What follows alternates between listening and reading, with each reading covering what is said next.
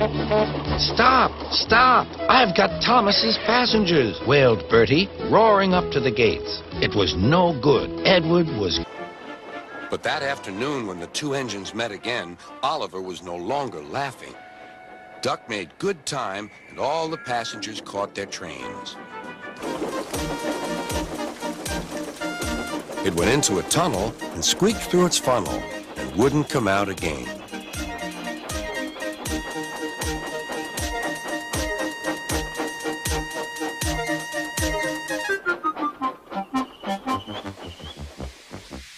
"We will pull you out," said Sir Topham Hatt.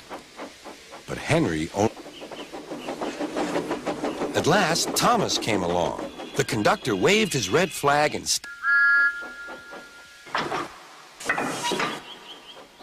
Thomas pushed and puffed and pushed as hard as a tunnel.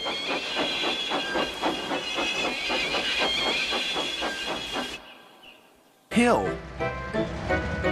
He's dreadfully rude. And to Thomas they said, "You mustn't be rude." Sometimes he pushed freight cars, but engines were busy for the rest of the day and nothing more was said. Station. Here she often swims and welcomes the train. Leaves and broken branches. It was fun playing with freight cars. He would come up quietly and give them a push. Then he would stop, and the silly freight cars would go bump into each other. "Oh!" they cried. "Whatever is happening?"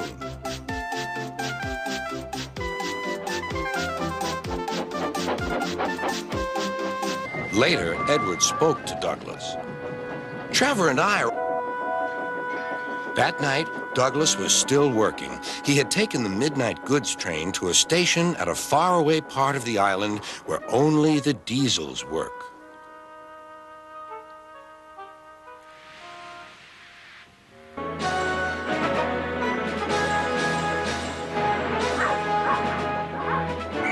But before they could clear the station, they were stopped.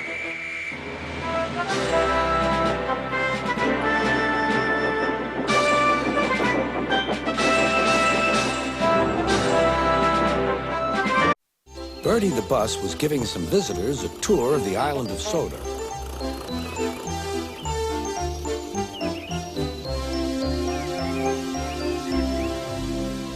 Last, battered, weary, but unbeaten, Edward steamed in. Other engines came and went, but Duke outlasted them all. "Well, you'd better mind, unless you want to end up like Smudger." And the railway was closed, too. They tried to be brave and cheerful, but no one really thought their dreams would come true.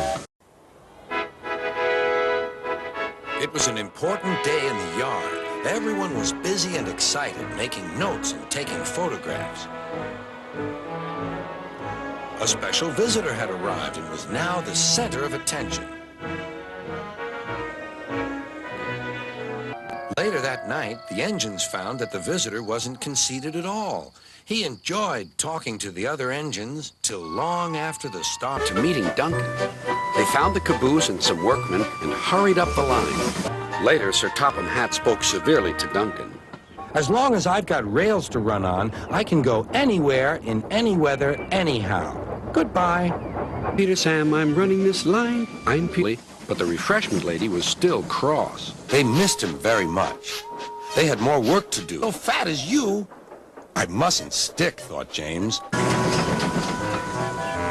When Sir Handel and Peter Sam arrived, they found they had much to learn. "Garlowy, he's famous." When Sir Handel crawled home, he found Sir Topham Hatt waiting for him. He fussed. "There's plenty of time, there's plenty of time," they grumbled. Thomas took them to the platform and wanted to run round in front at once.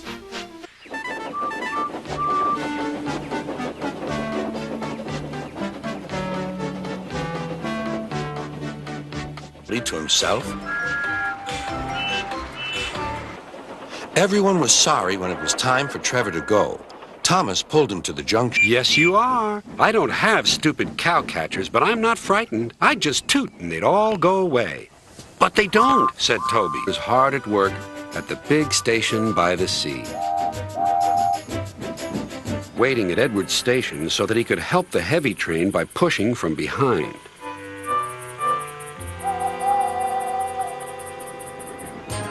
Henry made good progress.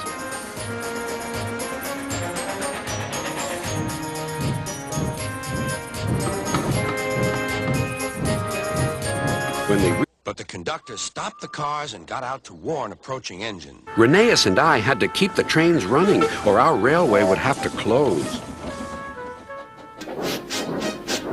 Don't be silly, don't be silly, puffed Edward.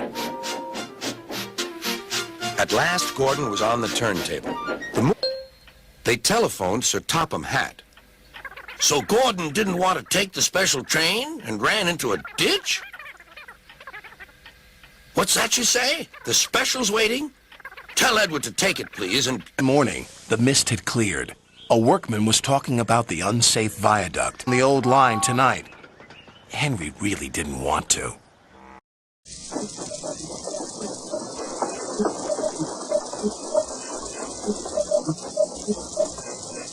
Gordon always pulled the big express. He was proud of being the only engine strong enough to do so. It was full of important people, like Sir...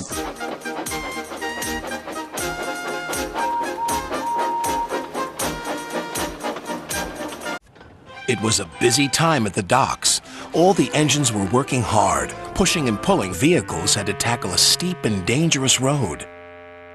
Then Butch, the breakdown vehicle, arrived. He was towing the lorry from the flop, and the engines now work even harder to make sure they never will. The next morning, James arrived at the station to collect his coaches. Later that evening, James was resting in the shed when the vicar came to see... Oliver and his brake van, Toad, liked working in the big yards, but one morning Toad noticed that Oliver was unhappy. He decided to find out why. Excuse me, Mr. Oliver. It seems to me that things are not well with you, if you forgive me for mentioning it. You're quite right, Toad. All I do is shunt these freight cars onto the turntable. I long for a nice run. It's what an engine really needs. Quite so, Mr. Oliver. May I suggest that you speak to Sir Topham Hatt about your problems? Meant to be up. You know how it is.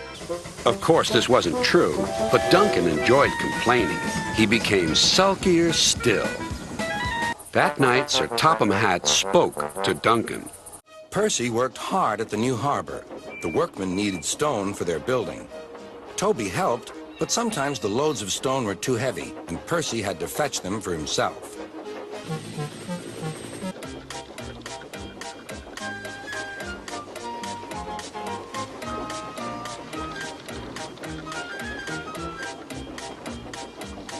Soon they heard a familiar buzzing.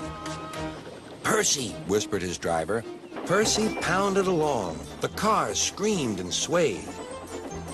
And alongside.